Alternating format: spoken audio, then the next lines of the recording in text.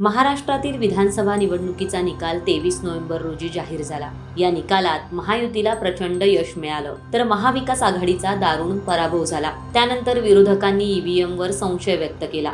त्या विरोधात आवाज अनेक विरोधकांनी उठवलेला आहे। तसंच काही ठिकाणी फेरमतमोजणीची मागणी देखील करण्यात आली आहे। 30 उमेदवारांनी फेरमतमोजणीची मागणी केलेली आहे।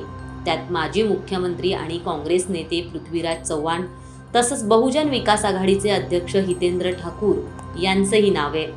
30 उमेदवारांच्या मतदारसंघात फेरमतमोजणी होणार आहे। परंतु असं असलं तरीही यावर देखील पृथ्वीराज चव्हाणांसह हितेंद्र ठाकूर यांनीही शंका उपस्थित केली आहे। ईव्हीएम सोबत व्हीव्हीपॅटची मतमोजणी होत नसल्यानं फेरमोजणीचा फायदा होणार नाही असं पृथ्वीराज चव्हाण यांनी म्हटलंय। तर हितेंद्र ठाकूर यांचे आरोपही काहीसे तशाच स्वरूपाचे आहेत। हितेंद्र ठाकूर यांच्या म्हणण्यानुसार मतदान झाल्यानंतर 45 दिवस ईव्हीएम मशीन ते निवडणूक आयोगाच्या ताब्यात असतो। या 45 दिवसांमध्ये कोणी कोर्टात गेलं नाही तर मग त्या मशीनचा डेटा डिस्ट्रॉय केला जातो। त्यामुळे रिकाउंटिंग होताना ईव्हीएमचा खाली खोका दिला जातो। ज्याप्रमाणे मॉक टेस्ट होते तशाच प्रकारे काही मतं दाखवली जातात। त्यामुळे आमची मागणी अशी आहे, ईव्हीएम आणि व्हीव्हीपॅटचं काउंटिंग केलं जावं आणि ते टॅली व्हावं अशी ठाकूर यांची मागणी आहे।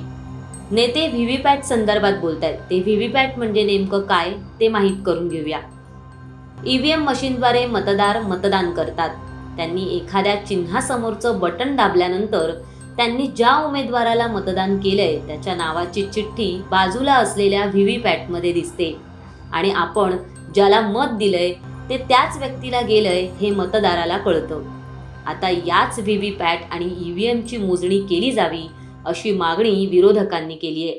ते टॅली केलं जावं जेणेकरून झालेलं मतदान योग्य आहे का हे सिद्ध होईल अशी देखील मागणी विरोधकांनी लावून धरली आहे। आता फेरमतमोजणीचे नियम काय सांगतात ते पाहूया। मतदान फेरमोजणीसाठी फक्त दुसऱ्या आणि तिसऱ्या क्रमांकाच्या उमेदवारांनाच अर्ज करता येतो। निकाल लागल्यानंतर 7 दिवसांच्या आत उमेदवारानं जिल्हा निवडणूक निर्णय अधिकाऱ्याकडे अर्ज द्यायचा असतो। त्यानंतर जिल्हा निवडणूक अधिकारी मुख्य निवडणूक अधिकाऱ्यांकडे हा अर्ज सादर करतात। त्यानंतर निकाल लागल्यानंतर 30 दिवसांच्या आत मुख्य निवडणूक अधिकारी हे अर्ज ईव्हीएम, बॅलेट युनिट आणि व्हीव्हीपॅट बनवणाऱ्या बेल आणि ECIL सादर करतात आणि फेरमतमोजणीची प्रक्रिया सुरू होते। फेरमोजणीसाठी अर्ज केल्यानंतर मतदारसंघात जेवढी ईव्हीएम मशीन्स वापरले असतील त्याच्या 5% मशीन्सची मोजणी होते। उदाहरणार्थ, एखाद्या मतदारसंघात 300 ईव्हीएमचा वापर झाला असेल तर 15 मशीन्सची फेरमोजणी करता येते। कोणत्या मशीन्स पुन्हा तपासाव्यात हे सांगण्याचा अधिकार मागणी करणाऱ्याला असतो। यासाठी प्रत्येक मशीन मागे 18% GST सह 47,200 रुपये एवढी फी भरावी लागते। फेरमतमोजणी होत असताना जर का जे मतदान झालंय आणि जसा दावा केला जातो यामध्ये जर का फेरफार आढळून आला तर त्या उमेदवाराचे पैसे परत केले जातात, नाहीतर ही रक्कम आयोगाकडे जमा होते।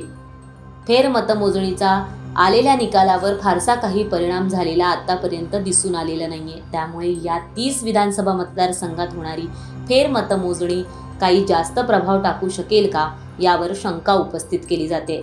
तुम्हाला याबाबत काय वाटतं हे आम्हाला कॉमेंट करून नक्की सांगा। आणि असेच माहितीपर आणि नवनवीन व्हिडिओ पाहण्यासाठी माय महानगरच्या फेसबुक, ट्विटर आणि इंस्टाग्राम पेजला फॉलो करा आणि आमच्या माय महानगर लाईव्ह या यूट्यूब चॅनलला सबस्क्राईब करायला विसरू नका।